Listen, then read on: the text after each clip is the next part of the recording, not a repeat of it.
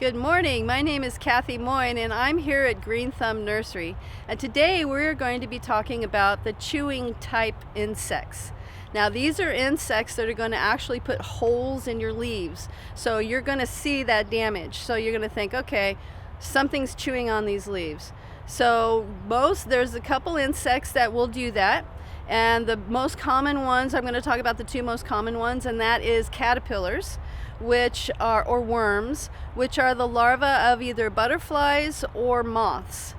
And the other one is a slug or a snail, and unfortunately most of us are very familiar with slugs and snails.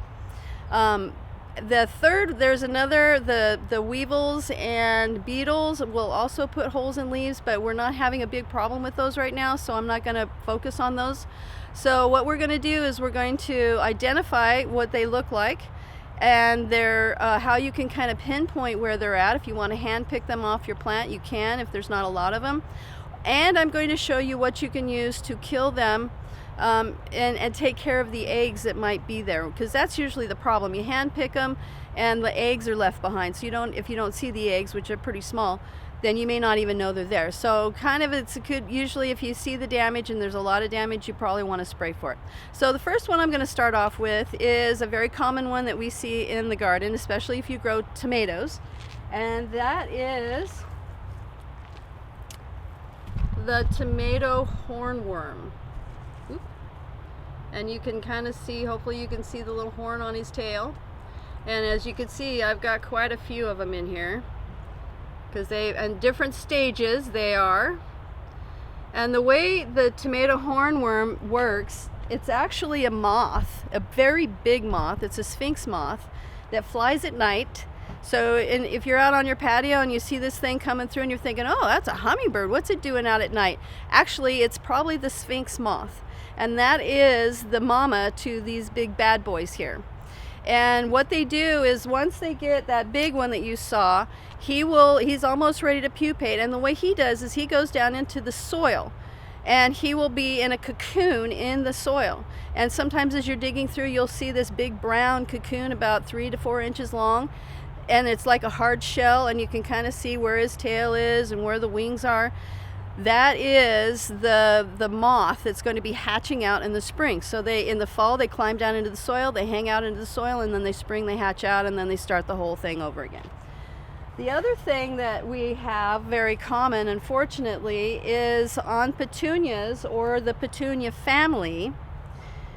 These guys get worms, unfortunately, and you pretty much just figure either put a systemic granule in the soil or you're going to spray for them on a fairly regular basis. Now, I did find the worm, and as you can see, he's not very big and they're easy to miss. And what tipped me off was the damage on the foliage. See the holes in the leaves, in the flowers?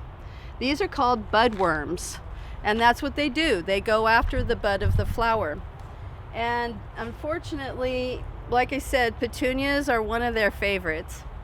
And a lot of times the birds, now I can pick this off and throw him away, and he's pretty much done, but I can figure that there's probably some more eggs and stuff in here. So we're gonna spray this, and I'll show you what to use. The other one that's very common that gets during the summer is the zonal geraniums, or the upright geraniums. Now on this one, I actually pretty much know that they're usually going to be in the flowers, and they'll actually put little holes in the flowers before they even open up, and so it causes the plant the buds to turn yellow and to not even open up. So I don't know if you can see, there's a little hole right there. He went in there as a baby and chewed the inside of the flower out, and so now it just leaves that so it dries up and falls off. So you think, why isn't these things opening? The other thing that I noticed was down inside the leaves there was their poop. And because their poop is like anything, it falls straight from where it comes from. If you see a pile of little poop, looks like pepper flakes, and on this one it happens to be kind of pinkish because that's what it's eating. You can look up from it. Now, I don't know if I can get you to be able to see this, but Down inside there is those little flakes. Little like grains right there. That's the poop. So then I'm thinking, all right, he's up in here somewhere.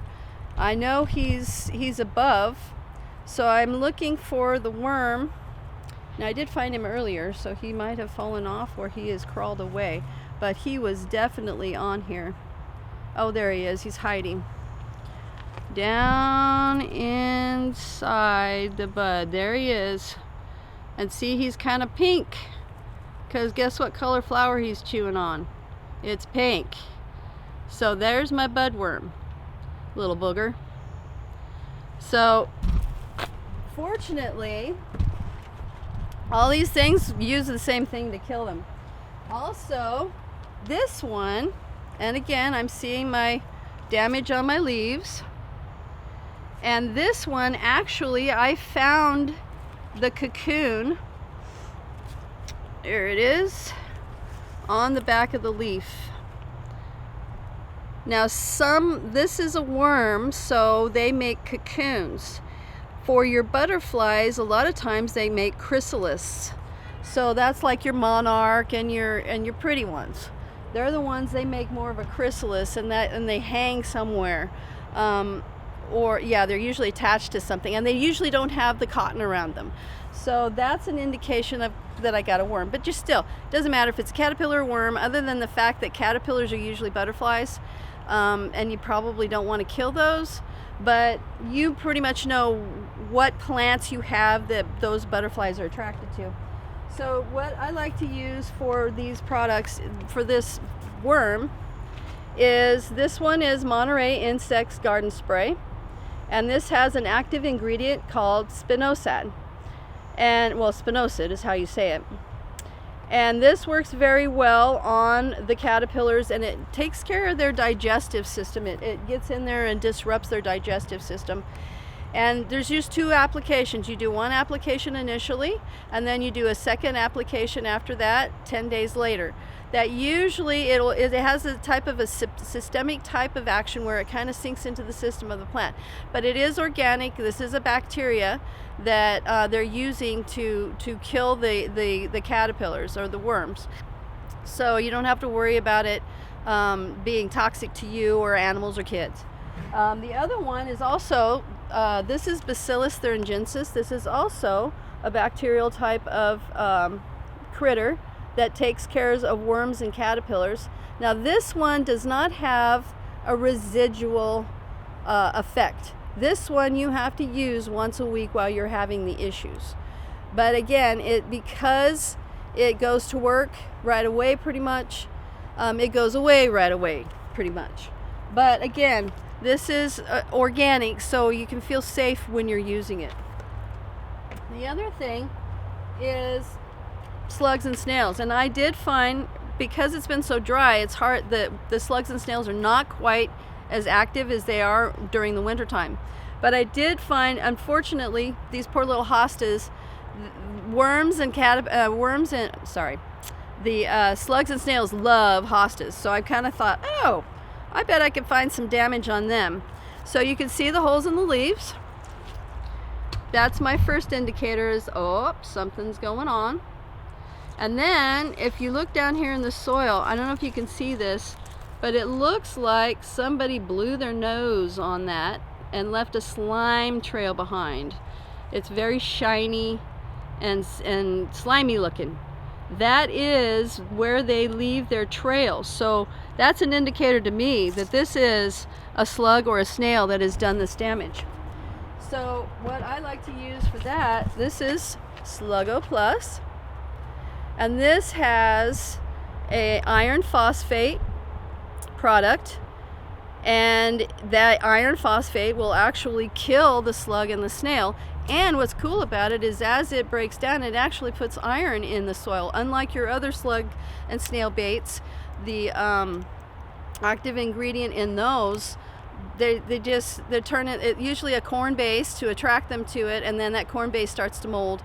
And the active ingredient, which is slipping my mind because I don't like to use it, metaldehyde, is very poisonous to us as well. So I really like this product. It's safe for kids and pets. Obviously you don't want them out there eating it, but if they do get into it, it's not going to be a problem. Also, this one has some spinosad in it as well. So this will also get your earwigs, roly-poly bugs, the bill bugs they call them, and caterpillars. Like if there's caterpillars like cutworms, it'll get those too. So that pretty much in a nutshell is what you can use for the 2 most common chewing type insects in our garden today. Thank you and have a great day.